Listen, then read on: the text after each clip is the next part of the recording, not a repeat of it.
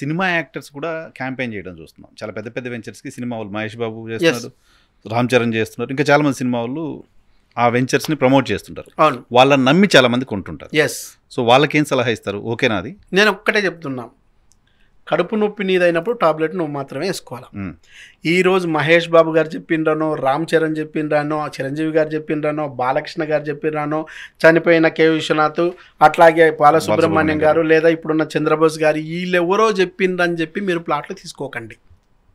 అవునా? ఖచ్చితంగా వీళ్ళు చెప్పిండ్రని మాత్రం మీరు ప్లాట్లు తీసుకోకండి. ఎందుకంటే నాకు వచ్చిన చాలా కేసుల్లో మహేష్ బాబు గారు ఒక కంపెనీకి అడ్వర్టైజ్మెంట్ ఇస్తే ఆ కంపెనీని చూడకుండా ఓన్లీ మహేష్ బాబు గారి ఫ్యామిలీ మొత్తం ఇచ్చిన అడ్వర్టైజ్మెంట్ పేపర్ను చూసి ఒక యూఎస్ఏలో మామూలుగా ఎన్ఆర్ఐగా ఉన్న ఒక పర్సన్ దాదాపు 36 lakhs డైరెక్ట్ ఆన్లైన్ చేసిండు. ఆ వెంచర్ చూడలా, ఈయన చెప్పిండు బ్రహ్మాండంగా ఉంటుంది, ఈయన ఫ్యామిలీ ఎట్లయితే ఆనందంగా ఉందో నా ఫ్యామిలీ కూడా భవిష్యత్తులో అంత ఆనందంగా ఉంటుంది అని తీసుకున్నాడు. తీరా ఆ ఏదైతే కంపెనీ ఉందో ఆ కంపెనీది వెంచర్ కాదు, ఆ కంపెనీకి సంబంధించిన ల్యాండ్ కూడా కాదు, ల్యాండ్ రైతుది. ఆ కంపెనీని డెవలపర్ చేసింది డెవలపర్ వేరు, ఈయన ఓన్లీ మార్కెటింగ్ పర్సన్. ఈ మార్కెటింగ్ పర్సన్కి సంబంధించిన కంపెనీకి అతను డబ్బులు కట్టిండు. సో ఈ పర్సన్ వెళ్ళి రిజిస్ట్రేషన్ చేయాలంటే డెవలపర్కి ఇవ్వాలా, డెవలపర్ వెళ్ళి ల్యాండ్ ఓనర్కి ఇవ్వాలా. సో ఈ 3 కమ్యూనికేషన్ గ్యాప్ ఉండడం వల్ల రిజిస్ట్రేషనే జరగాల. ఆయన ఖండాంతరాలు తిరిగి హైదరాబాద్ని కాదనుకొని, కన్నవారిని కాదనుకొని, ఉన్న ఊరిని కాదనుకొని, జిల్లాలు, రాష్ట్రాలు, దేశాలు దాటి అమెరికాకు పోయి సంపాదించిన డబ్బులన్నీ ఇప్పుడు ఎవరికి ఇచ్చాడు?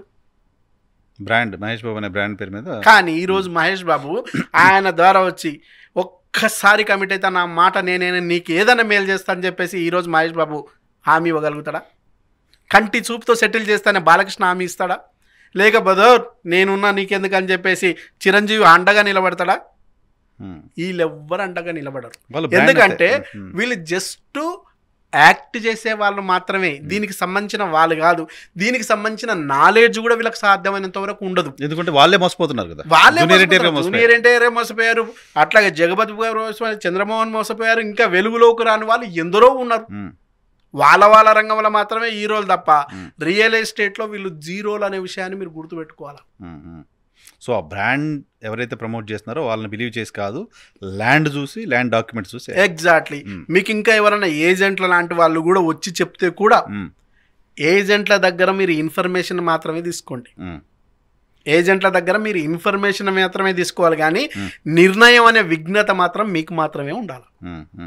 ఎందుకంటే ప్రాబ్లం మీది. రేపు ఏదైనా జరగరాంది జరిగితే మీరు మోసపోయినా లాభపడ్డా మీదే బాధ్యత. కాబట్టి అటువంటప్పుడు మీరు డబ్బులు కట్టేటప్పుడు వాళ్ళని నమ్మడం ఎందుకు? నీకు కావాల్సింది ఇన్ఫర్మేషన్ కావాలా. ఇన్ఫర్మేషన్లో ఏం కావాలా? ప్రధానంగా నీకు కావాల్సింది ఏ ప్రాపర్టీకైనా పర్ఫెక్ట్గా లింక్ డాక్యుమెంట్ ఉండాలా. లింక్ డాక్యుమెంట్ ఉండాలా, ఎన్ఏ సర్టిఫికేట్ ఉండాలా, ఎల్పి నెంబర్ ఉండాలా, సెక్యూరిటీ ఉండాలా, మెయింటెనెన్స్ ఉండాలా, అప్రూవల్స్ ఉండాలా. ఇవన్నీ పర్ఫెక్ట్గా ఉన్నాయని చెప్పడానికి గవర్నమెంట్ చెప్పిన రేరా ఉండాలా. ఇవి ఉంటే ఓకే. రెరా ఉందంటే అన్నీ ఉన్నట్టే. ఎగ్జాక్ట్లీ. కాబట్టి ఇవి చూసుకొని మీరు ప్రాపర్టీ తీసుకుంటే లాభపడతారు, ఏది డాక్యుమెంట్ పరంగా. తర్వాత నువ్వు తీసుకున్న ప్రాపర్టీకి కూడా మీకు నాలెడ్జ్ ఎట్లుండాలా, నువ్వు దేనికోసం తీసుకుంటున్నావు. నువ్వు ఒక 50 lakhs ఉంది నీ దగ్గర, 50 lakhs ఇన్వెస్ట్ చేద్దాం అనుకుంటున్నావు. 50 lakhs ఇన్వెస్ట్మెంట్ చేసేటప్పుడు నువ్వు ఎక్కడికో వెళ్ళి హైవేకు 15 కిలోమీటర్లు 10 కిలోమీటర్లు వెళ్ళి ఒక 600 గజాలు 700 గజాలు తీసుకునే కంటే కూడా ఇదే 50 lakhsకు హైవేకు దగ్గర వస్తుంది. హైవేకు నువ్వు 200 acres తీసుకో. విత్ ఇన్ 3 yearsలో అమ్మితే కనీసం 20 నుంచి 30% పెరిగే ఛాయిస్ ఉంది. మళ్ళీ దాన్ని తీసుకున్న తర్వాత మళ్ళీ ఇంకో దగ్గర ఇన్వెస్ట్ చేయి. ఎప్పుడైనా ఇన్వెస్ట్మెంటు అంటే ల్యాండ్ చేతులు మారే కొద్దీ నీకు రేటు పెరుగుతుంది. అదే నీకు ఏదన్నా ప్రాపర్టీ ఫర్ ఎగ్జాంపుల్ నీకు కారు ఉందనుకో, 4 చేతులు 5 చేతులు మారిన తర్వాత దాన్ని ఎవడు కొనడు. కానీ ఇది ఎన్ని చేతులు మారితే అంత నిత్యనూతనంగా మారుతుంది. కాబట్టి నీకు లాభమే తప్ప నష్టం లేదు.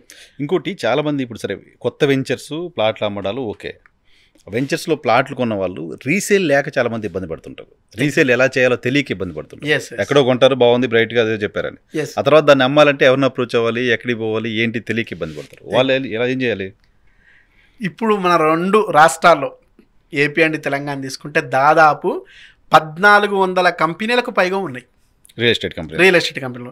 సో ఈ 1400లకు పైగా ఉన్న రియల్ ఎస్టేట్ కంపెనీలు అన్నీ కూడా కస్టమర్కు ప్లాట్ కొనిపించడం మీద మాత్రమే ఫోకస్. రేపు వాళ్ళకు అవసరం ఉంది అమ్మిపించమని వస్తే ఈ అన్ని కంపెనీలు కూడా మొహం చాటేస్తున్నాయి. అదే కదా. సో ఈ క్రమంలోనే మేముగా యనమల డెవలపర్స్గా వాళ్ళంతా కొనిపించే దాంట్లో ఉంటే అవసరం ఉందని అమ్మడానికి సిద్ధమైన వాళ్లకు మేము అండగా నిలబడుతున్నాం. ఎగ్జాక్ట్లీ. ఇంతకుముందు ఎక్కడైతే కంపెనీలో వివిధ కంపెనీలో కొని అమ్ముకోవడానికి ఇబ్బంది పడుతున్న వాళ్ళు ఎవరైతే ఉన్నారో మన అప్రోచ్ అయితే వాళ్లకు అమ్మించే పనిలో మనం ఉన్నాం. సో కొనిపించడమే కాదు అమ్మిపించడం కూడా మా బాధ్యత అని చెప్పేసి మేము ఫీల్ అవుతున్నాం. ఓకే, ఆల్మోస్ట్ మీరు మళ్ళీ వెంచర్ వేసినట్టే. ఎగ్జాక్ట్లీ అంతే. వెంచర్ వేసినట్టే. ఓనర్స్ 100 మంది ఉంటారు. ఎగ్జాక్ట్లీ. 100 ప్లాట్కి 100 మంది ఉంటారు, వాళ్ళని మీరు అమ్మిస్తారు అంతే. ఎలా అది? సో మనకు అప్రోచ్ కావడం ఎట్లాగో యనమల డెవలపర్స్ జస్ట్ గూగుల్లో సెర్చ్ చేసినా, యూట్యూబ్లో సెర్చ్ చేసినా మన నంబర్ వస్తుంది. సో మీరు మాకు అప్రోచ్ కాండి. ఖచ్చితంగా మీ ప్రాపర్టీ ఏదైతే ఉందో ఆ ప్రాపర్టీకి తగినంతగా అక్కడ ఉన్న మార్కెట్ రేటు ప్రకారం ఎట్టుందో దానికి తగినట్లుగా మీకు రేట్ వస్తుంది. ఆ రేటు ప్రకారం మీరు అమ్ముకోవచ్చు. అది కూడా మళ్ళీ కొత్త వెంచర్ ఏదైతే ఉందో ఆ కొత్త వెంచర్లో ఉన్న రేట్ ఏదైతే ఉందో ఈ పాత వెంచర్కి రాదు.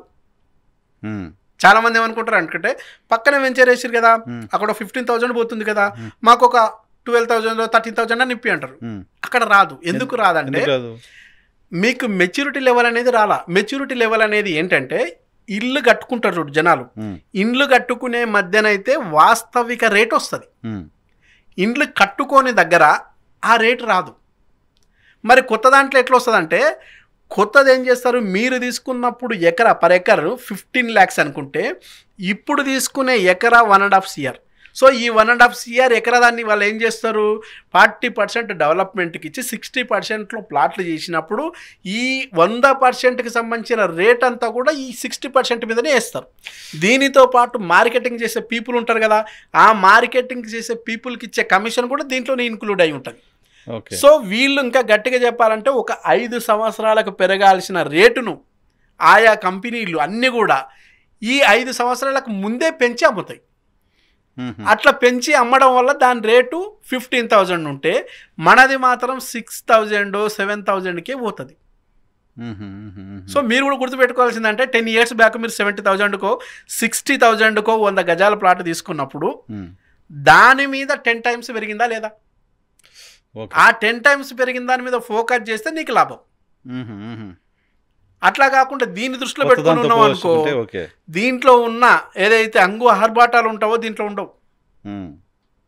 కాబట్టి దీంతో పాటు దాన్ని పోల్చుకోవడానికి స్కోప్ లేదు. దీంతో పాటు దాన్ని పోల్చుకోవాలనుకుంటే ఇక్కడ అక్కడ ఇండ్లు వచ్చే దశ ఉంది చూడ, ఆ దశలో మీకు వాస్తవిక రేటు మొత్తం వస్తుంది. ఇది అర్థం చేసుకోవాలి. అట్లా చేసుకోగలిగితే మీకు లాభం. అట్లాగే కొనాలనుకుంటూ కూడా కొత్త దాంట్లో కొనే కంటే కూడా రీసేల్ ప్లాట్ కొనడం చాలా చాలా ఉత్తమం. ఓకే, తక్కువ రేటుకి వస్తుంది. తక్కువ రేటుకి వస్తుంది. ఇప్పుడు మనం అనుకున్నట్టు ప్రపంచంలో ఏ వస్తువు తీసుకున్నా సెకండ్ హ్యాండ్ అవుతుంది, కానీ భూమి సెకండ్ హ్యాండ్ కాదు. సో సెకండ్ హ్యాండ్ కానీ భూమి మీద ఆడ నీకు 15,000 వచ్చినప్పుడు పర్ స్క్వేర్ యార్డు, ఈడ 6,000కు వచ్చినప్పుడు ఈడ తీసుకోవడం ఉత్తమం కదా.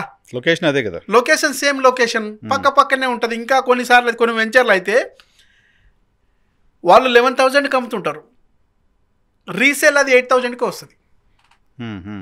ఎందుకంటే ఇది 10 years బ్యాక్ నుంచి వెంచర్ రన్ అవుతుంది.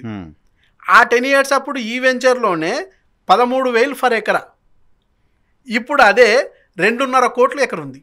సో అమ్మే ఎవరైతే వెంచర్ ఓనర్ ఉన్నాడో ఇప్పుడున్న 2.5 కోట్లను పర్ ఎకరాగా చూస్తే ఈ రేటు నిర్ణయిస్తారు. అదే రీసేల్ పర్సన్ అది చూసుకోడు కదా. నేను అప్పుడు తీసుకున్నది జస్ట్ 3,50,000కే వచ్చింది. ఇప్పుడు నాకు 7 lakhs వస్తే చాలు, 6 lakhs వస్తే చాలు. ఇన్వెస్ట్మెంట్ పెట్టిన దాని మీద ఎంత వస్తుందని చూసుకోవాలి. ఎగ్జాక్ట్లీ. సో రీసేల్ ప్లాట్స్ కొనడం అనేది కొత్తగా రియల్ ఎస్టేట్లో ఇన్వెస్ట్ చేయాలనుకున్న వాళ్ళకి అడ్వాంటేజ్, చాలా చాలా అడ్వాంటేజ్. మీకు రిజిస్ట్రేషన్ కూడా స్పాట్ రిజిస్ట్రేషన్ అవుతుంది, కూడా ఉండదు కదా. లీగల్ ఇష్యూస్ ఉంటే లీగల్ ఇష్యూస్ ఏముండవు. 10 ఏళ్ల క్రితం వెంచర్ ఎప్పుడు కాబట్టి ఇష్యూస్ ఏమున్నాయి తెలిసిపోతుంది. ఎగ్జాక్ట్లీ. అంటే నీకు ఇష్యూస్ ఉంటే రిజిస్ట్రేషనే కాదు కదా, ఆల్రెడీ నీకు రిజిస్ట్రేషన్ అయిపోయినది మళ్ళీ రీసేల్ అవుతుంది కాబట్టి నీకు ఎలాంటి ప్రాబ్లం లేదు. సో దీనికి అన్ని లీగల్గా పర్ఫెక్ట్ ఉంటుంది, అప్రూవల్స్ పర్ఫెక్ట్గా ఉంటుంది, పర్ఫెక్ట్గా అన్ని ఉన్నాయి కాబట్టి రిజిస్ట్రేషన్ అయింది. ఇప్పుడు నువ్వు తీసుకుంటే కూడా స్పాట్ రిజిస్ట్రేషన్ అవుతుంది. దీనికి మళ్ళీ లోన్ కూడా ఇస్తాడు. కొత్త దానికన్నా లోన్ ఇవ్వడానికి ప్రాబ్లం, కానీ పాత దానికి లోన్ ఇవ్వడం చాలా ఈజీ. సో అవన్నీ ఎవరో ఒకరు ఆ వెంచర్లో ఇప్పటికే లోన్కి వెళ్ళి ఉంటారు. సో ఆ ప్రొఫైల్ మీదనే డిపెండ్ అయ్యి దీనికి లోన్ రావడం ఈజీ. అదే కొత్త దానికి పోవడం కష్టం. కొత్త దానికి నీకు లోన్కి పోవాలంటే డెఫినెట్గా వెంచర్ వాళ్ళే పోవాలా, వెంచర్ వాళ్ళే అప్రూవల్స్ చేయించాలా. అవి అయిపోయిన తర్వాతనే కస్టమర్కి వచ్చే ఛాయిస్ ఉంటుంది. సో ఈ డిఫరెన్స్ ఉంటుంది కాబట్టి మీకు రిజిస్ట్రేషన్ పరంగా చూసుకున్నా స్పాట్గా అవుతుంది, రేటు పరంగా చూసుకున్నా చాలా తక్కువకి వస్తుంది, రేటు పరంగా చూసినా అమ్మేటోళ్ళకి కానీ కొనే వాళ్ళకి కానీ ఈజీగా ఉంటుంది. సో ఈ రకంగా చూసినప్పుడు మళ్ళీ ఏదైతే మెచ్యూరిటీ లెవెల్ కూడా ఒక ఏరియా 15 yearsలో మెచ్యూరిటీ అవుతుంది అనుకుంటే, ఆల్రెడీ ఈ పాత వెంచరు ఇప్పటికే 10 years అయిపోయిందంటే ఇంకో 5 years మాత్రమే మెచ్యూరిటీ కావడానికి అవకాశం ఉంటుంది. కానీ ఇప్పుడు కొత్తగా వేసినది ఇంకో 15 years ఆగాలి కదా. సో టైం కూడా నీకు కలిసి వస్తుంది, రేటు కలిసి వస్తుంది, టైం కలిసి వస్తుంది. సో రియల్ ఎస్టేట్ వెంచర్స్ లో సెకండ్ సేల్స్ ఉన్న ప్లాట్స్ కొనుక్కోవడం అనేది ఉత్తమం, చాలా ఉత్తమం. కాకపోతే ఏ కంపెనీ కూడా సెకండ్ సేల్స్ ను ఎంకరేజ్ చేయదు. ఎందుకు ఎంకరేజ్ చేయమంటే అమ్మాలి కదా.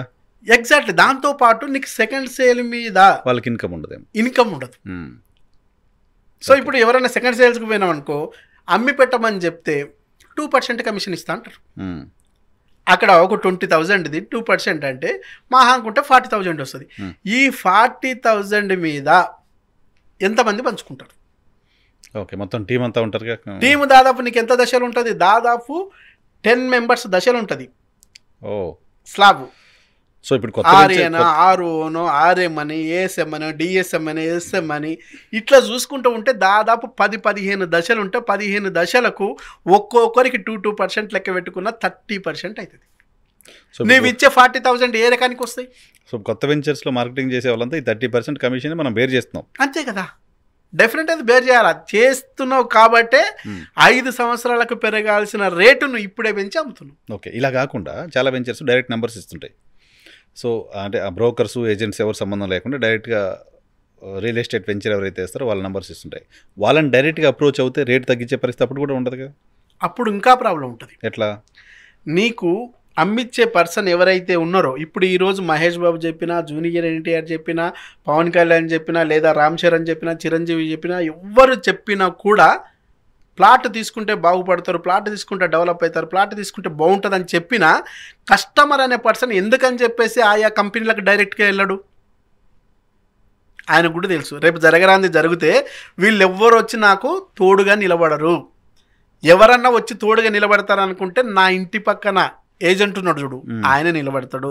లేకుంటే మా సర్కిల్లో, మా కామ్దాన్లో పలానా రమేష్ ఉన్నాడు చూడు, ఆయన వచ్చి నిలబడతాడన్న నమ్మకం ఇప్పటికీ ఏజెంట్ల మీదనే ఇన్వెస్టర్. మన ఎదురుగా ఉన్నాడు, మనం నమ్మేవాడు, మనకు తెలిసిన వాడు చెప్తే. ఎగ్జాక్ట్లీ. కాబట్టి ఈయన లేకుండా ఒకవేళ డైరెక్టే ఆయన కంపెనీకి వెళ్తే దీనికి ఎల్పీ నంబర్ ఉందా లేదా విషయం ఈయనకెట్ట తెలుస్తుంది? ఈయనకు అప్రూవల్స్ వచ్చినవే లేదా ఈ కంపెనీకి అనే విషయము ఈ కస్టమర్కి ఎట్ట తెలుస్తుంది?